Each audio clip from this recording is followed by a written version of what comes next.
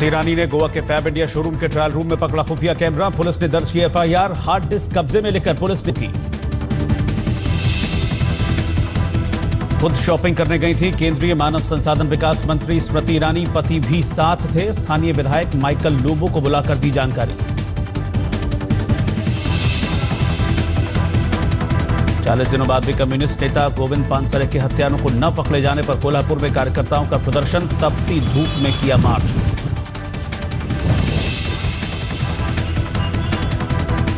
हमको एक लग रहा है नरेंद्र दाभोलकर का अभी 1.5 साल हो गया तभी नहीं मिल रहा खूनी।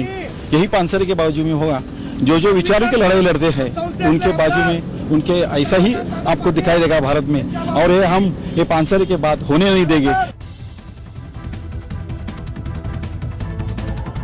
एनसीपी नेताओं ने सरकारी अधिकारियों पर लगाया भ्रष्ट होने का आरोप। बोले कमीशन के चक्कर में किसानों तक मदद नहीं पहुंच रही है।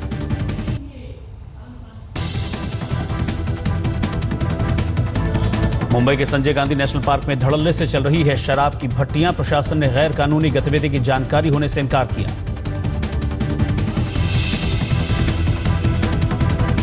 नेशनल पार्क के डायरेक्टर ने दिया जांच का भरोसा। पिछले महीने पार्क में 9 बंदरों की मौत के पीछे भट्टी चलाने वालों का हाथ होने की आशंका।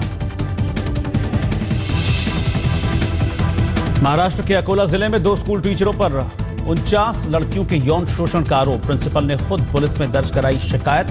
दोनों आरोपी फरार। दोनों पुरुष टीचरों में फिजिक्स केमिस्ट्री के प्रैक्टिकल में नंबर देने की एवज में किया घिनौना काम। जानकारी मिलने के बाद पीड़ित के परिवार वालों का प्रदर्शन।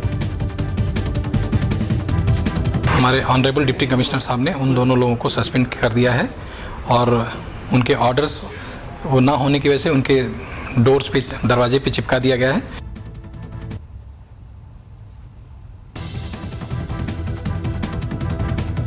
पालघर के दहानू में एक शिक्षक पर यौन शोषण का आरोप। तीसरी में पढ़ने वाली 3 छात्राओं को बनाया शिकार। मामला दर्ज। हवालात में एक आरोपी की मौत के मामले में मालवानी पुलिस स्टेशन पहुंचे आरपीआई नेता रामदास अठावले। पुलिस के सीनियर अधिकारियों से मिलकर इंसाफ की मांग की।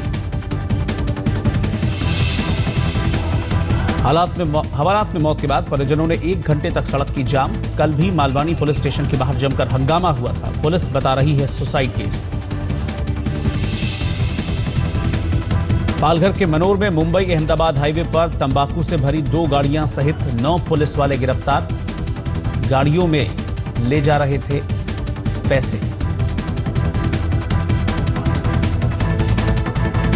चंद्रपुर के गोबरी वेस्टर्न कोलफील्ड लिमिटेड की ओपन कास्ट माइन में जाते वक्त ट्रक पलटा। 1 की मौत, 11 लोग घायल, 2 की हालत नाजुक।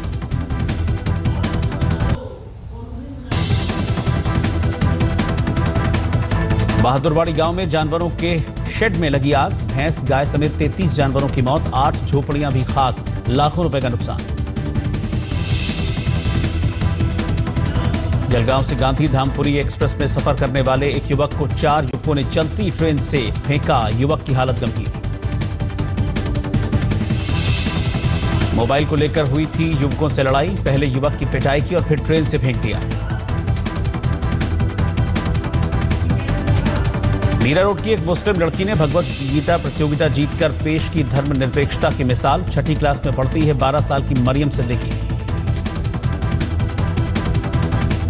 4617 बच्चों में अकेली मुस्लिम प्रतियोगी थी मरियम। परिवार ने भी दिया साथ। कहा इंसानियत से बड़ा कोई धर्म नहीं।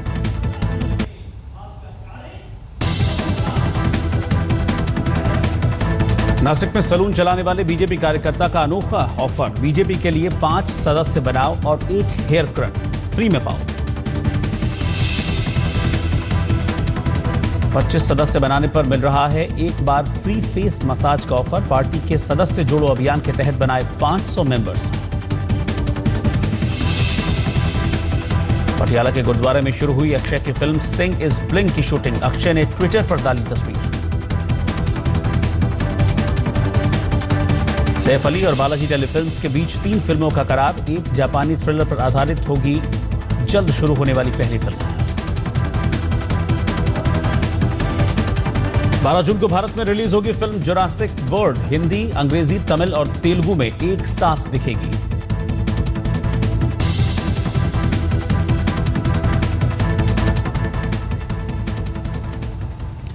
नमस्कार, आप देख रहे हैं आज तक। मुंबई मेट्रो में मैं रोहित पुनेठा मुंबई और महाराष्ट्र की खबरें लेकर आपका स्वागत करता हूं। संजय गांधी नेशनल पार्क में धड़ल्ले से शराब की भट्टियां चल रही हैं। पार्क के बीच घने जंगल में गैर कानूनी ढंग से शराब बनाई जा रही है और प्रशासन इससे बेखबर है। पिछले महीने संजय गांधी नेशनल पार्क में 9 बंदरों की रहस्यमय मौत की वजह जानने के लिए आज तक की पड़ताल में ये चौंकाने वाला खुलासा हुआ है। संजय गांधी नेशनल पार्क में धड़ल्ले से हो रहा है गैर कानूनी धंधा। नेशनल पार्क में चल रही हैं शराब की भट्टियां। आज तक का बड़ा खुलासा। मुंबई के नेशनल पार्क में 9 बंदरों की रहस्यमय मौत का सनसनीखेज मामला सामने आने के बाद नेशनल पार्क प्रशासन ने अपनी जांच में इन बंदरों को जहर देकर मारे जाने की पुष्टि की। लेकिन आखिर इन बंदरों को जहर किसने और क्यों दिया, इस सवाल का जवाब ढूंढने के लिए आज तक की टीम जब नेशनल पार्क पहुंची तो वहां मॉर्निंग वॉक करने वालों ने कुछ संदेहास्पद तथ्यों की तरफ इशारा किया। 30-40 कटे हुए नींबू थे, तो उसके ऊपर लाल कलर का सिंदूर गया था। तो मेरे को लगा कुछ जादू टोना और कुछ तांत्रिक प्रकार है, तो इसके लिए मैंने तुरंत कंट्रोल रूम को फोन किया, नेशनल पार्क वाले को फोन किया मैंने। क्या काले जादू ने ली बेजुबान बंदरों की जान? लेकिन इसकी पुष्टि करने वाला कोई नहीं था। इस दिशा में हम अपनी पड़ताल को आगे बढ़ाते हुए तकरीबन 5 किलोमीटर की चढ़ाई पार कर जंगल के बेहद घने इलाके में पहुंच गए। वहां हमें जो दिखाई दिया उससे ऐसा लगा मानो नेशनल पार्क में कुछ शिकारी मौजूद हैं। 2 टहनियों से बांधी गई ये तार इतनी पतली है कि किसी इंसान को भी अपनी आंखों से ये एक बार में नजर न आए। तो क्या बंदरों का शिकार किया गया? लेकिन बंदरों के शिकार पर भी मोहर लगाने वाला कोई नहीं था। हमने अपनी जांच जारी रखी। इस रास्ते पर आगे एक और खुलासा हमारा इंतजार कर रहा था। अचानक हमें कुछ राख, ड्रम्स और लकड़ियां दिखाई दी। जंगल के इस हिस्से में भी इंसानी वजूद साफ महसूस किया जा सकता था। थोड़ा और आगे बढ़ने पर हमें शराब की भट्टी मिली। भट्टी गर्म थी और धुआं अब भी उठ रहा था, मानो कुछ समय पहले तक भट्टी चल रही थी। सूत्रों की माने तो बंदरों की मौत के पीछे असल वजह शराब की अवैध भट्टियां हो सकती हैं। हमें पता चला कि जब बंदर अवैध भट्टियों के आसपास आकर शोर मचाते हैं या कोई अड़चन पैदा करते हैं तो ये लोग शराब बनाने में इस्तेमाल होने वाले गुड़ में जहरीली दवा मिलाकर इन बंदरों को खिला देते हैं। जहरीला गुड़ खाने के बाद बंदर चंद मीटर दूर जाकर अपना दम तोड़ देते हैं। जब हमने अपनी इस पड़ताल के बारे में संजय गांधी नेशनल पार्क के डायरेक्टर और चीफ कंजर्वेटिव ऑफिसर विकास गुप्ता को बताया तो वो खुद भी चौंक गए। हालांकि खुद को इस गैर कानूनी धंधे से बेखबर बताकर उन्होंने इस बड़े खुलासे पर कार्रवाई का आश्वासन दे दिया।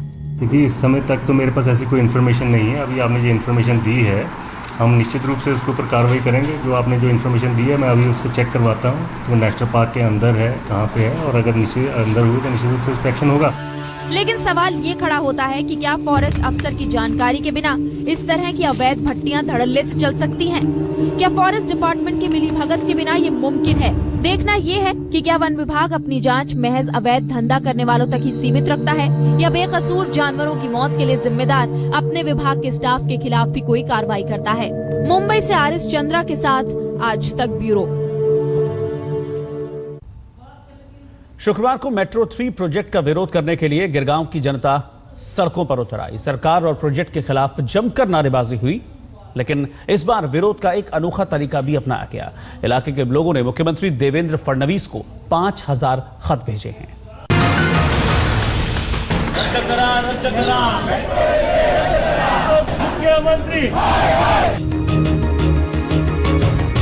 मेट्रो 3 के विरोध में पोस्ट कार्ड कैंपेन। मुख्यमंत्री को भेजे गए 5000 पोस्ट कार्ड। किसी ने तस्वीर बनाकर अपना विरोध जताया तो किसी ने शब्दावली सजाकर। हजारों की संख्या में इकट्ठा हुए गिरगांव इलाके की जनता ने अपने घरों को बचाने के लिए मेट्रो 3 के खिलाफ जमकर प्रदर्शन किया। इन लोगों का कहना है कि लंबे वक्त से ये मुख्यमंत्री फडणवीस से मिलने की कोशिश भी कर रहे थे, लेकिन उनके दफ्तर से वक्त न मिलने की वजह से गिरगांव के निवासियों ने उन्हें खत लिखकर अपना विरोध दर्ज करवाने की ठानी। क्या यहाँ मेट्रो पास होने की कोई संभावना होनी ही नहीं चाहिए, क्योंकि हमारे बाहर जू में मरीन लाइन्स, चनी रोड और बहुत नजदीक में वीटी और चर्च गेट भी है, विद इन वॉकिंग डिस्टेंस भी है और हम लोग बस टैक्सी से भी जा सकते हैं। इधर कोई भी जरूरत नहीं है मेट्रो पास करने की। हालांकि सरकार ने सभी विस्थापितों को दुगनी या उससे ज्यादा जगह देने का आश्वासन दिया है, लेकिन जनता को सरकार पर विश्वास ही नहीं। 4000 फैमिलीज अफेक्टेड जो है उनको वापस उनके घर मिले नहीं।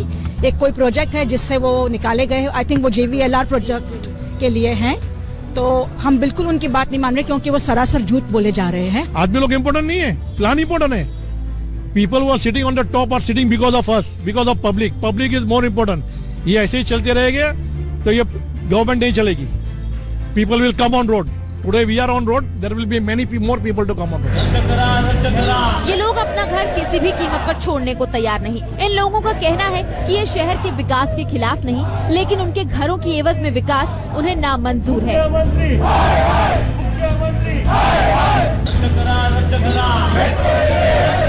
बहुत लोगों के मन में कंफ्यूजन है कि नक्की क्या किया जाने वाला है। इसलिए हमारे मुख्यमंत्री महोदय की सब लोगों की ओर से, जो हमारी कृति समिति है, इस लोगों की ओर से शिवसेना के भी मांग है कि आप जल्द से जल्द इनकी मीटिंग अरेंज कीजिए और उस मीटिंग में जल्द से जल्द अच्छा सॉल्यूशन यहाँ से आप निकालिए। गेंद अब सरकार के पाले में है। मुख्यमंत्री इन 5000 पोस्ट कार्ड्स का जवाब कैसे देंगे, क्योंकि इन लोगों ने तो ठान ली है कि अपने घरों पर बुलडोजर यूं ही नहीं चलने देंगे। मुंबई से मयूरेश गणपते के साथ आज तक ब्यूरो। मुंबई से सटे मीरा रोड की एक मुस्लिम लड़की ने भगवत गीता प्रतियोगिता जीतकर सबको हैरान कर दिया है। धर्मनिरपेक्षता की मिसाल बनी इस छात्रा का नाम है मरियम सिद्दीकी।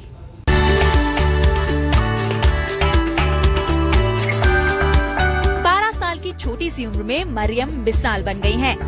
6ठी क्लास में पढ़ने वाली ये छात्रा भगवत गीता चैंपियन लीग में अव्वल आई हैं। और उससे भी खास बात ये कि प्रतियोगिता में हिस्सा लेने वाले 4617 छात्रों में मरियम अकेली मुस्लिम छात्र थी। मैं कॉस्मोपॉलिटन हाई स्कूल में पढ़ती हूँ और जो पार्टिसिपेंट करना था मुझे, वो मेरी क्लास टीचर थी सपना मिस।